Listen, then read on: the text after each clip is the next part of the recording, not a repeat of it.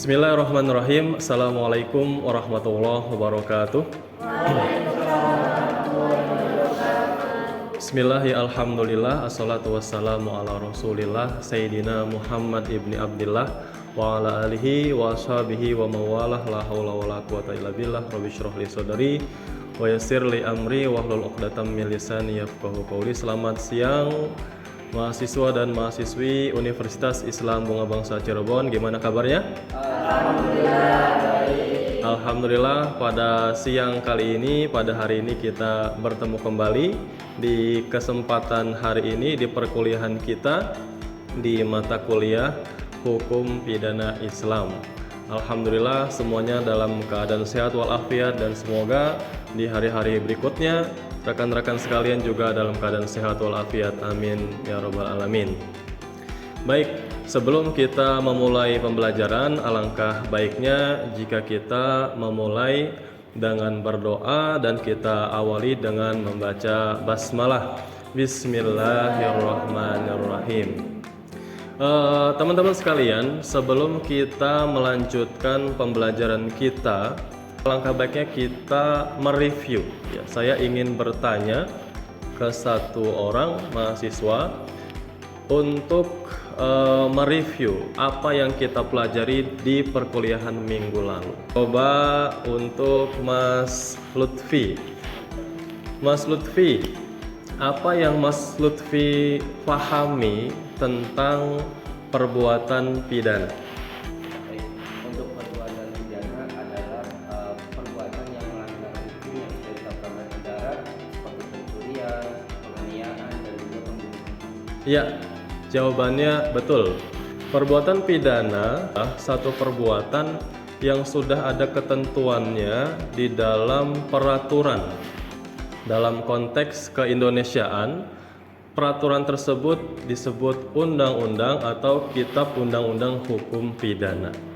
Nah, mudah-mudahan kita bisa mawas diri ya, kita bisa menjaga diri untuk tidak melakukan perbuatan-perbuatan yang dilarang oleh negara kita ataupun dilarang oleh agama kita ya. Kemudian kita akan melanjutkan tema perkuliahan kita yang akan kita bahas pada hari ini adalah tentang perbuatan pidana dalam hukum Islam. Ya. Kalau minggu lalu kita membahas tentang perbuatan pidana dan sumber-sumbernya, nah, pada hari ini kita akan membahas tentang perbuatan pidana, jenis-jenisnya, dan asas-asas dalam hukum pidana. Ya, atau dalam perspektif hukum pidana Islam. Sebagaimana kita ketahui, kita akhir-akhir ini seringkali mendengar banyak berita tentang perbuatan pidana. Ada pencurian, kemudian pembunuhan yang sekarang sedang ramai sekali.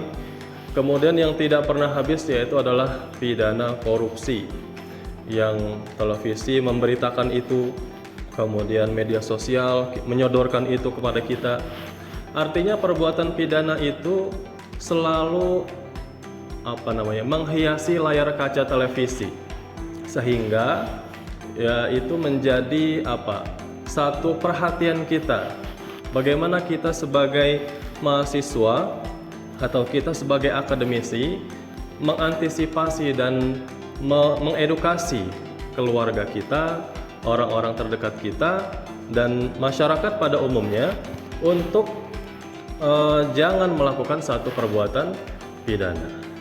Abdul Qadir Audah, ya, salah seorang ahli hukum Islam, beliau mendefinisikan bahwa perbuatan pidana adalah perbuatan yang dilarang oleh syarak, dan perbuatan tersebut baik mengenai jiwa, harta, dan lain sebagainya. Artinya perbuatan yang terlarang tersebut itu bisa membahayakan jiwa seseorang. Dan dalam Islam, jenis-jenis perbuatan pidana atau jenis jarimah itu ada 3. Yang pertama adalah jarimah hudud. Kemudian yang kedua adalah jarimah kisos dan diat. Itu yang kedua. Kemudian yang ketiga adalah jarimah takzir. Pak, Mas yang belakang yang pertama apa? Jarimah hudud. Kemudian Mbak Ola yang kedua jarimah kisos dan diat. Mbak yang ketiga jarimah takzir. Ya. Harus kita ingat-ingat bahwa di dalam hukum Islam ada pembagian perbuatan pidana. Ya, ada jenis-jenis perbuatan pidana atau jarimah. Ya, mungkin yang ketiga ini sering didengar nih karena istilah takzir ini sering kita dengar di pesantren. Ya, yang pernah pesantren pasti pernah kena takzir kayaknya ya. Nah ini ada tiga ini di dalam hukum pidana Islam. Jadi jarimah hudud ini adalah perbuatan atau satu aktivitas yang sebenarnya sudah dilarang dalam Al-Quran dan di dalam hadis. Hukumannya sudah jelas. Jadi cara membedakannya bahwa jarimah hudud ini hukumannya sudah tertera dalam Al-Quran dan hadis. Begitu. Itu yang pertama. Bisa dipahami ini ya, bahwa jarimah hudud adalah jarimah yang hukumannya sudah ditetapkan. Iya, bisa diulangi Mbak? Perbuatan pidana yang hukumannya sudah ditetapkan di dalam Al-Quran dan hadis. Iya, betul. Perbuatan pidana yang hukumannya sudah tertera di dalam Al-Quran dan hadis. Kemudian yang kedua ada istilah jarimah kisos dan diat. Jarimah kisos dan diat. Jarimah kisos dan diat adalah perbuatan pidana yang diancam dengan hukuman kisos. Hukuman kisos itu adalah hukuman yang sepadan. Kisos itu artinya sepadan atau yang sebanding. Sedangkan diat adalah hukuman denda atau ganti rugi. Jadi kalau yang pertama tadi hudud adalah perbuatan pidana yang hukumannya sudah ditetapkan, sedangkan takzir ini belum ada hukumannya. Maka dikembalikan jenis hukumannya kepada hakim. Silakan hakim mau memberikan hukuman apapun. Nah, saya ingin menugaskan teman-teman sekalian untuk mendiskusikan apa diskusinya. Saya minta tolong kepada teman-teman untuk nanti membentuk dua kelompok. Kemudian nanti masing-masing kelompok mencari contoh daripada perbuatan-perbuatan yang masuk kategori jarimah hudud. Kemudian yang kedua, perbuatan-perbuatan yang masuk kategori jarimah takzir. Jadi saya minta nanti kelompok mahasiswa ini, teman-teman sekalian, membentuk dua kelompok dan berdiskusi. Saya beri waktu 5 menit, cukup ya? Cukup. Silakan membentuk dua kelompok dan berdiskusi. Silakan. Dipimpin oleh satu orang, Mas Lutfi ya, yang memimpin diskusinya ya. Silakan didiskusikan dengan teman-temannya.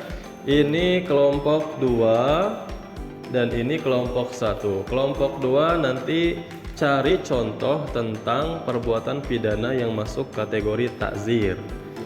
2 atau 3 contoh saja. Kemudian untuk kelompok 1 tadi cari perbuatan pidana yang masuk kategori hudud. 2 atau 3 contoh. Setelah itu dipresentasikan. Ya, silakan.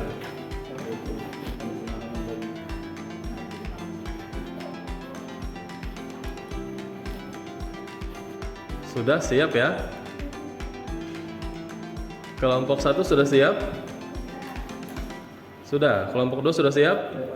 Oke, kita coba dengarkan kelompok 1 untuk menyampaikan apa hasil diskusinya dan apa saja perbuatan-perbuatan pidana yang masuk kategori hudud.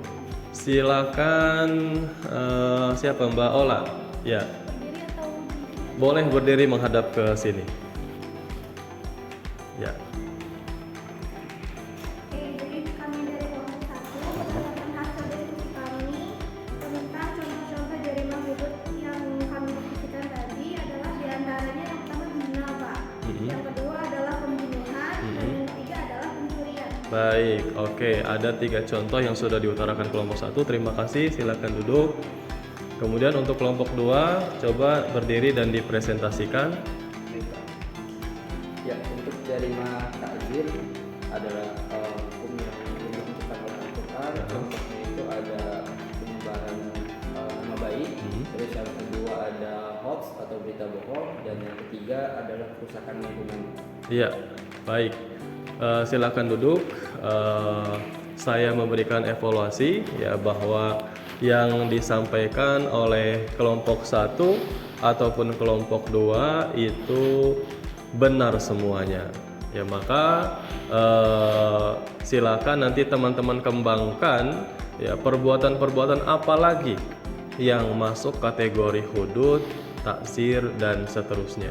Teman-teman sekalian, sepertinya waktu sudah menunjukkan pukul 15.30 dan ini sudah batas akhir dari perkuliahan kita.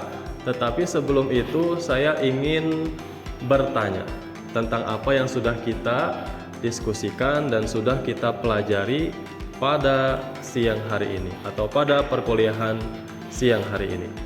Ya, saya ada beberapa pertanyaan. Semoga teman-teman bisa menangkap dan bisa mengingat, bisa menjawab. Ya. Pertanyaan yang pertama, apa itu perbuatan pidana? Ada yang bisa menjawab, Mas? Coba, hukum pidana adalah perbuatan yang melanggar hukum yang ditentukan oleh negara atau Al-Quran. Baik. Perbuatan pidana adalah perbuatan yang sudah dilarang oleh negara ataupun oleh ajaran agama Islam kita. Baik. Kemudian pertanyaan yang kedua, berikan contoh tentang jarimah hudud. Berikan contoh tentang perbuatan pidana yang masuk kategori jarimah hudud. Ada yang bisa? Ya. Contohnya adalah zina, pembunuhan, dan pencurian. Baik, terima kasih. Jawabannya benar. Kemudian yang terakhir, berikan contoh perbuatan pidana yang masuk kategori takzir. Berikan contoh perbuatan pidana yang masuk kategori takzir. Ada yang mau menjawab? Silakan. Kategori jaringan takzir ada penyebaran hoax, Ya, terus kerusakan lingkungan, ya. terus pencemaran nama baik. Baik, betul. Penyebaran berita hoax, kemudian pencemaran lingkungan, kemudian pencemaran nama baik. Ya, teman-teman sekalian, semoga apa yang kita pelajari ini bisa menjadikan kita hati-hati untuk kita bertindak, untuk kita beraktivitas, bahwa ada perbuatan-perbuatan yang harus kita hindari karena itu adalah perbuatan pidana. Dan silakan melakukan perbuatan-perbuatan yang memang diperbolehkan oleh negara dan oleh ajaran agama kita. Terima kasih. Kita akhiri perkuliahan pada siang hari ini dengan sama-sama membaca doa kafaratul majelis. Subhanakallahumma wa bihamdika asyhadu an la ilaha illa anta astaghfiruka wa atubu ilaik. Terima kasih. Nanti saya akan meminta laporan tugas yang ada nanti saya sediakan kolom untuk mengumpulkannya di e-kampus yang ada di kampus kita. Terima kasih, mohon maaf atas segala kekurangan. Semoga apa yang kita pelajari bermanfaat. Assalamualaikum warahmatullahi wabarakatuh.